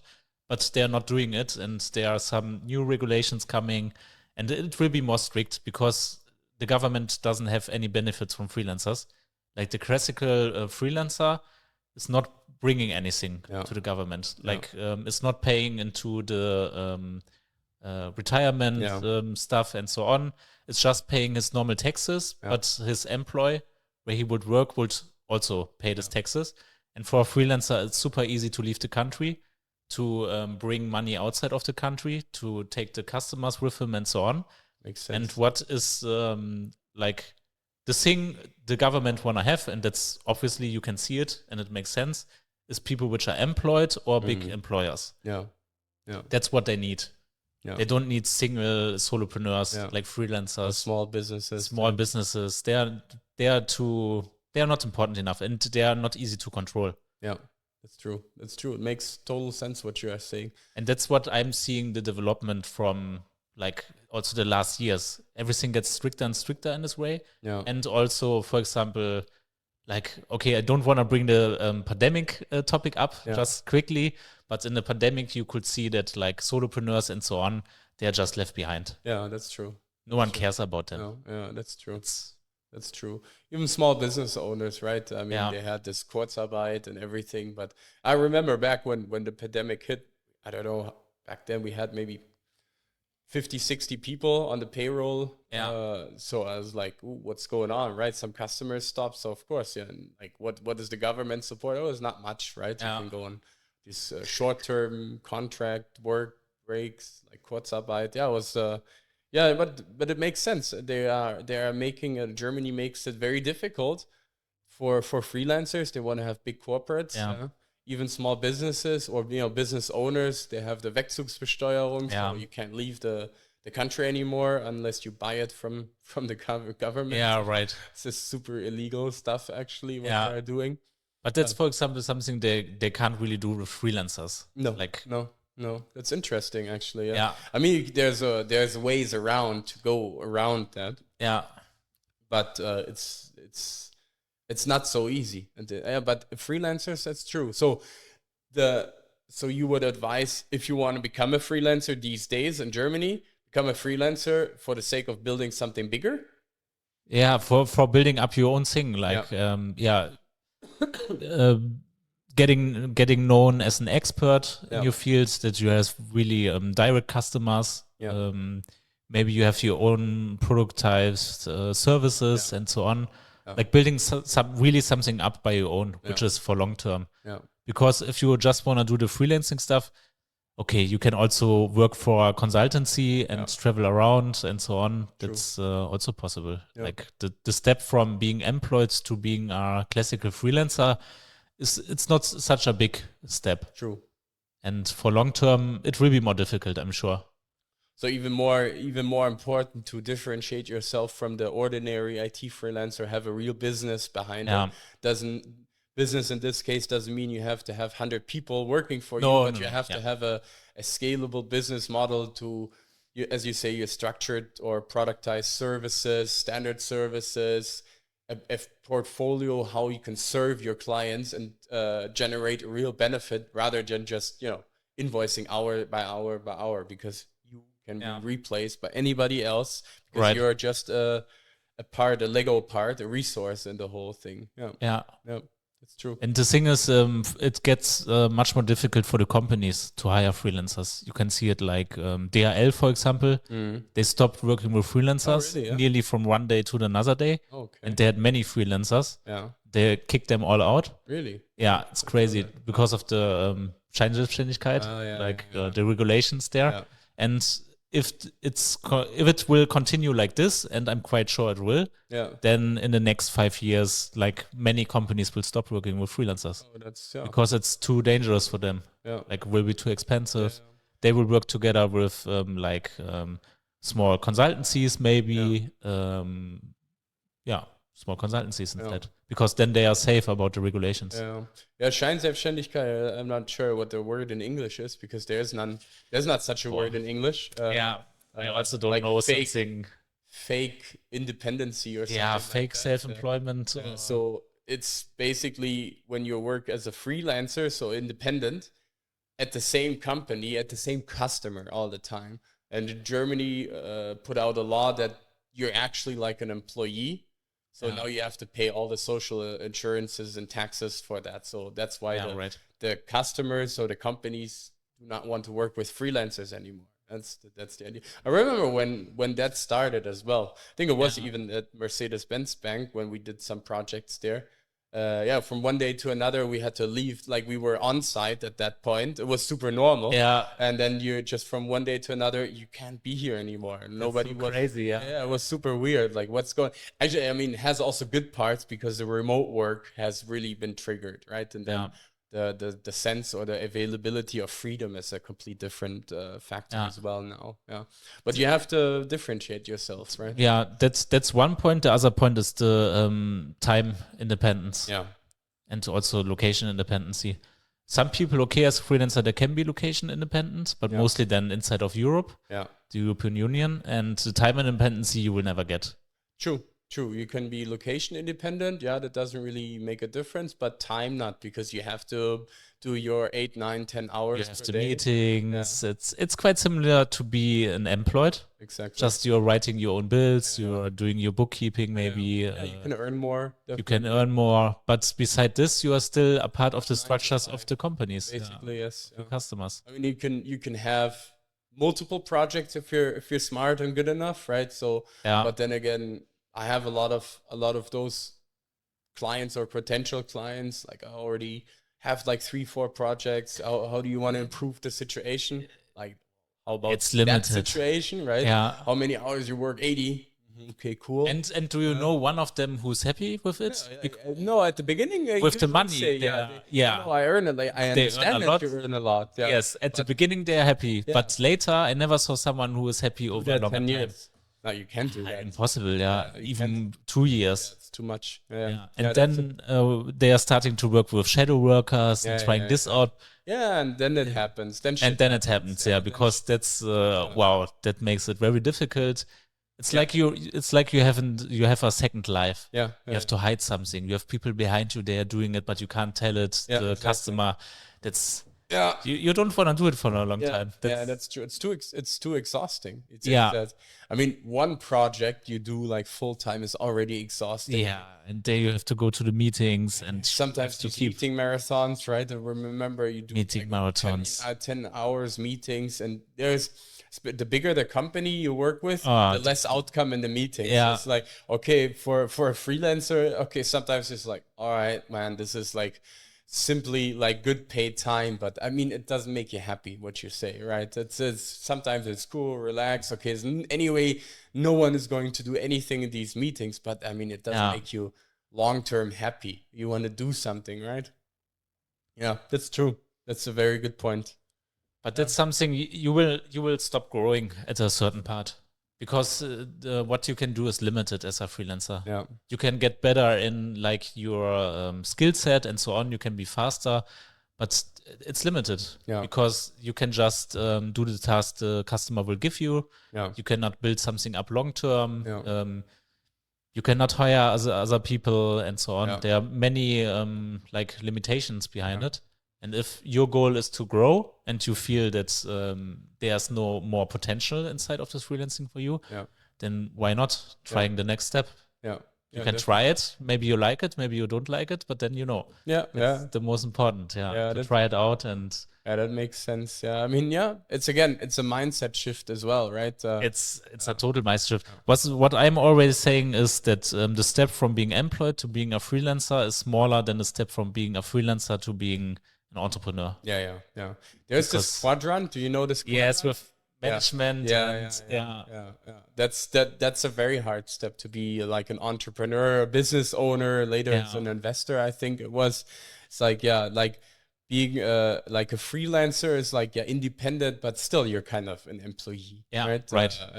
But then having a real business and being an entrepreneur is something different, because then you have to have different ways. It's not just time versus money. The more I invoice, the more hours we spend, the more it's so limited, right? You can't hire 100 people per year. I mean, maybe you can, but it's difficult and it's so risky. So that is a big part. It's a big part of the problem. And that's also what I'm experiencing all the time. It's so brainwashed already in the head. Like, there's a different way of doing consulting or development. It's based on hours, time, and material. It's all they exist. Like, no, that like there's no. What do you want to tell me? Yeah, it's like not. There's no other options. I know that since years. We always have done it like that. The usual objections. That's how it is. But that's part of it, right? To teach them there's also different ways. I mean, it's a journey. That's the thing, yeah. And I think I'm also still at the beginning of the journey. Always. And I would also recommend everyone to think exactly like this. Yeah. You are always at the beginning. Yeah. Like, there's so much more to reach, but not with pressure, just because you like it. Yeah. Like, you like the way, you like to grow, and that's why you're doing it. You want to... for example, for me, it's very important that I can help also my family members, and I can help people are important to me, and people where I see like, good things inside. Yeah. And that's something what I'm working on. Yeah. That's why I do what I do. Yeah, I mean, you're completely right. You always have personal motivational factors in helping family, friends, and everything. It's like, I think that needs to be clear in every person why someone is doing it. You can't do it, as you say, with pressure from outside. You need to do that. Yeah. It's like, I also see that with some clients. If you need to push more, it will not work. Like, you need to guide the way. You can't push someone. There's going to be resistance, right? And then that's part of being a mentor. Maybe you haven't explained it good enough. What is the benefit? But pushing usually doesn't work. It's more like going up front and pulling or guiding the way, right? And everybody needs to have this click in the head. Also, there's new ways of learning. You have to have a very open personality or mindset, right? And especially in the IT niche, I would say it's a lot of times not the case, because IT people, they are very convinced about themselves, because it doesn't matter, because of the market situation. They get very well paid if they're freelancing, even better paid. So they're already in a very good situation. Yeah. So then, to get in a better situation, so why do I want that? Is it already good enough? Is there even a better situation? So, and everybody, is craving for some experts. So I think that's also falsifying the picture sometimes, right? Of the whole thing. Like this, it's good to be confident, but sometimes I also see arrogance, right? What do you want to tell me? I've been here 10 years. Good. Where's the development in 10 years? Like, have you developed from point A to point B when you started? It's the same stuff you're doing, right? So being dependent on Haze or whatever to bring me projects. I mean, I'm not saying it's bad, but it's always a risk. It's always a risk. I think the most important part is asking the right questions. Mm-hmm. Yeah. So they are understanding by themselves what it's about and how to come to the next point. Yeah.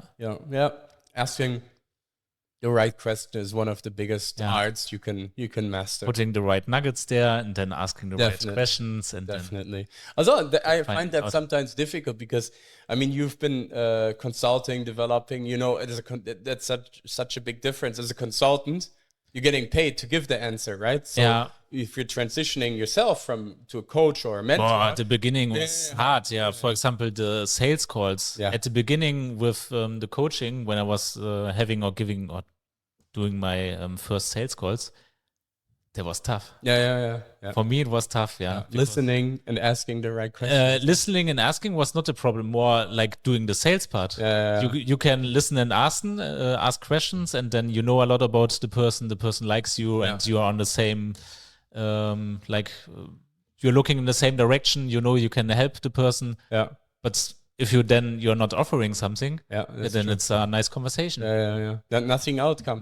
There's no outcome. Yeah, and that's the same with all the other things, like also with the IT experts. If they are going to offer their services, they have to help them. They have to ask the right questions, show them they are understanding them, and then they have to do their offer. True. Yeah, that's true. That's true. Very interesting. Yeah, it's true. I mean, that's a part. It's also, as you say, that's a transition as well, right? It is. That's true. Because everybody, I mean, for me, it was also the journey. I started as an employee, had one job, then transitioned to freelancing, figured that out, transitioned to founding a business, being a business owner, being an entrepreneur, having a big team behind, building, growing a real business, then eventually selling the businesses, then also transitioning to becoming a mentor. It's also always a lifelong learning, right? You always have these milestones in your life as well, where you see how you can help the people, right? And that's the point. I like the vision that you had, like help 1 million or whatever of people. It's also my motivation why I'm mentoring people. Is like, I have 15 years of experience in this field, and I know it's worth a lot to have this experience in different time of state.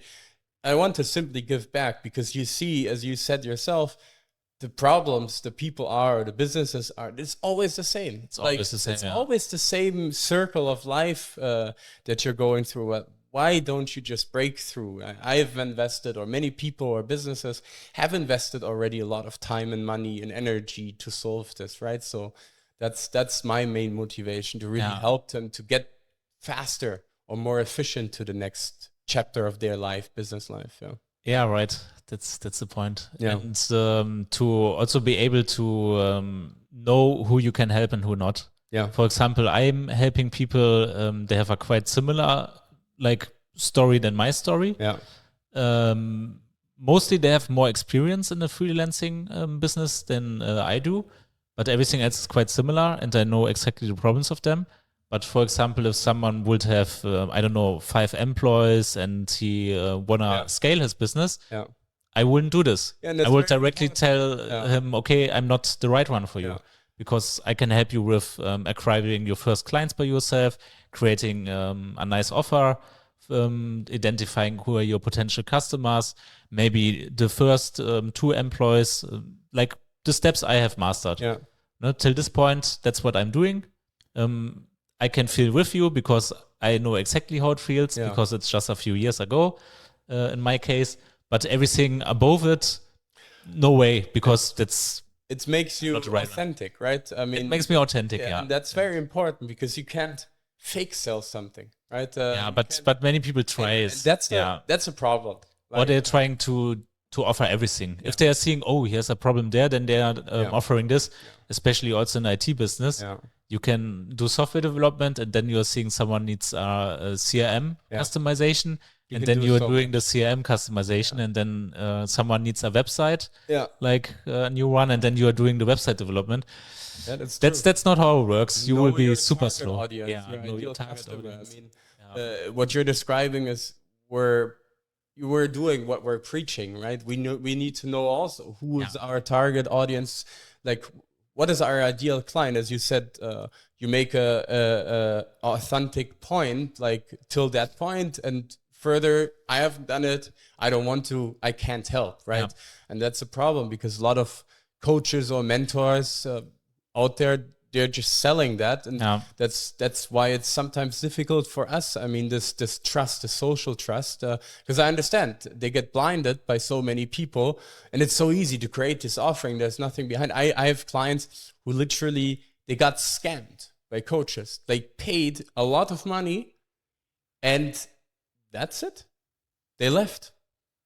Okay. Sayonara. Oh, fuck. And I've heard that a lot. And maybe some short landing page they got, and that's it. No, that person doesn't exist anymore. So that can happen, right? That's why we need to know how we can help them, how we can approach the right people, and I mean, have a legitimate business that they can really build something sustainable, right?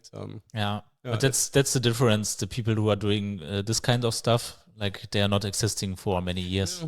No, they are not. Yeah, but so easy these days. It seems to be so easy to do this, right? And that's unfortunate because it makes some other people or businesses who really can and want to help a lot more difficult. Yeah, that's the thing. If you're using the word coaching, that's like for many people already a red flag. Yeah, coach is a bad. Mentoring is better, I would say. That's not so much scam behind it and so on, or scamming on the market. Yeah. But coach, that's unfortunately, because it's a very nice. It's a good profession. Yeah, it's a good profession. I mean, a coach in soccer or whatever. I mean, it's completely normal. A personal coach, but the business coach, there's a line, right? Business coach, that's a scam, right? That's really how it is. If you say I'm a personal trainer, I'm a fitness coach, okay, all right, but you're a business coach, boom. Yeah. It was so strange for me because if you're from the IT business, if someone asks you, hey, what's your profession and so on, and you're saying it, like, for example, I'm a DevOps architect or something, they're like, oh, that's a nice, and you seem to be very smart, something like this. It's always a very nice response. Yeah. But then when I switched to, I'm doing coaching, this kind of coaching and so on, the reaction was different. It was not negative, but you saw the people, they needed longer to respond, and they asked more questions then. And so interesting, the difference. True. And that's the same. That's what the IT people they have, because they always get like a positive response when it comes about their job. True, yeah, with the offers, like from headhunters and so on, if they are speaking with someone about it. And that's why they're used to it. And going out and doing sales is that's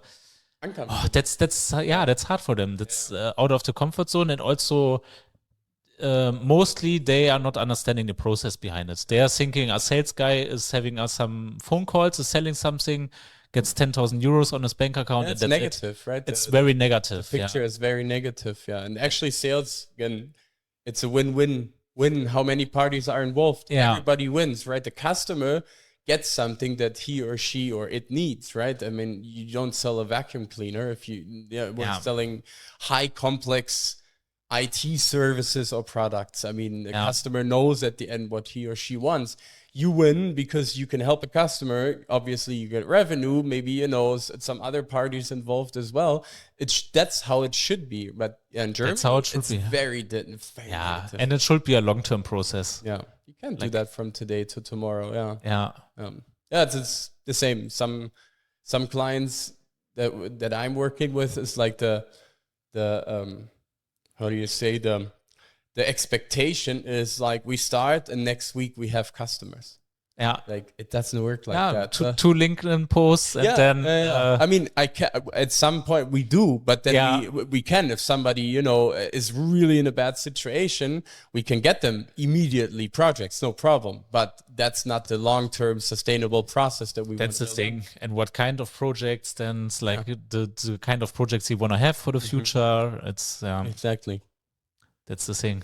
Do you think, like in our niche, IT? Do the IT-lers, do they need to lose their nerdiness to build like a scalable business? No, I don't think so. I think they should be authentic. Just improve the sales skills and marketing. Yes, but just basics. With sales also, you don't have to be a sales expert. Because you have a benefit. If you have like the knowledge about what you are selling, and you have some basic sales skills, it's easier for you than someone who's maybe better in sales, right? Yeah, I Because you would can agree answer with our question. You can figure out, can I really help him? How could I help him? And so on. Yeah. And you can work the offer out together with the customer. Yeah, And that's the biggest validation you can do. that's right? the biggest validation. And if your customer is writing together with you his offer, that's like perfect. You already know, you understand the customer. He already has put time and effort into the sales process. And he's buying. You're creating, of course, because you are writing the offer, Exactly. you know you can help him. And same. you just have to put the right numbers behind it and then do it. Yeah, I agree. I would also say that, like, especially in IT, we don't need to lose the nerdiness, the specialty, because that's something that it's why we are in that niche, because we like what we are doing. Doesn't matter which area, but it's the combination of the business side. If you want to make the next step, right? You don't need to lose anything. You gain more knowledge about certain areas. Right. Again, you don't need to have a full-blown, you don't need to do ads and everything. Like, it's simple. It's such a simple sales approach. Yeah, is so much worth. I mean, you can pivot your business and in such a big way, and it's more fun. It's more fun down the road, right? And if you combine that with your personality, your IT nerdiness, that makes it authentic, as you say, right? You don't want to be like, you're not gonna sell like Wolf of Wall Street, right? Like, and it's funny to watch. They know they will not get some PowerPoint slides. Exactly. The good old PowerPoint slides. Right. Yeah, well, with some animation. That's how Deloitte and everybody, they're doing very, very nice PowerPoints. But I agree. I would also say, like, you don't need to lose your IT nerdiness. Just add some new formulas into your business, and it can be a lot more fun, right? And for example, I had a sales call with a German government institute. Yeah.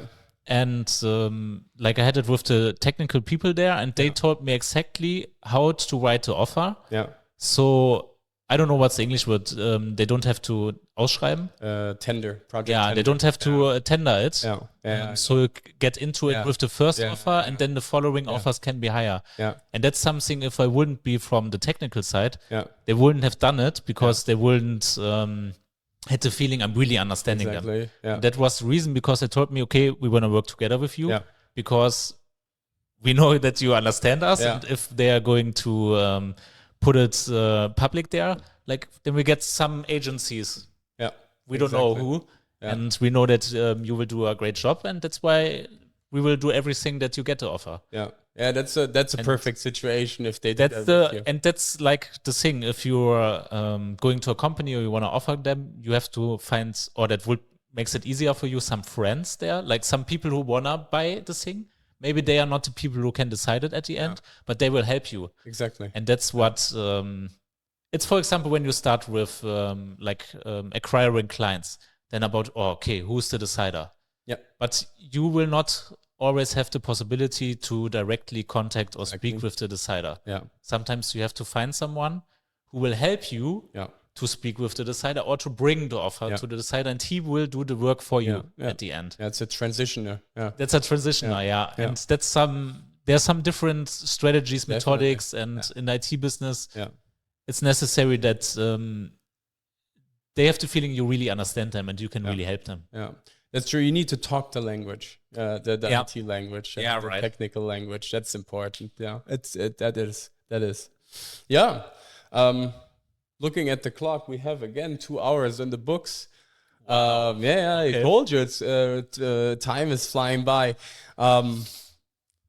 Anything else on your mind that you want to share on the podcast with the listeners at this point? Yes. What I can say is do it. Just try it out, make a decision. If there are some things you always have dreamed about, and it's not like you have to sell your house for it, then you don't have to think long about it. Just give it a try it out, figure out if it is something you will really like. And that's it for this podcast, I would say. Agreed. Pierre and I, basically, we are also talking of hosting a Cyprus retreat event maybe this year. So that would mean that we are inviting potential customers for a nice weekend or something like that in Cyprus. We're gonna keep everybody tuned on that. But yeah, Pierre, thanks a lot for the podcast today. It was a lot of fun. Thank you, Patrick. Time is flying by, for real. I think we could still keep on talking, but I'm so hungry. I'm so hungry. Break. Like it's dinner time, it's lunchtime, and everybody who knows me, if I'm hungry, like I can literally kill. But maybe coming to an end, I really enjoyed it. It was very technical this time because we're both specialized on the IT niche, right? So concluding, if you're a listener and you're an IT niche, you're an IT freelancer, and you want to scale, your IT freelancing business, then Pierre is the man to talk to. He can help you with that stuff. It's going to be linked anyway down in the video and everything, so you can jump to Karrieehero in German.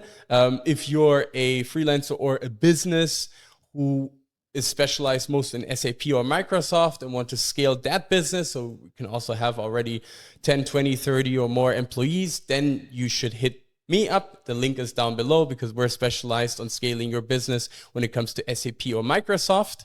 And for now, I would say we can just say thank you for everyone for listening. I hope you enjoyed it, and see you in the next podcast.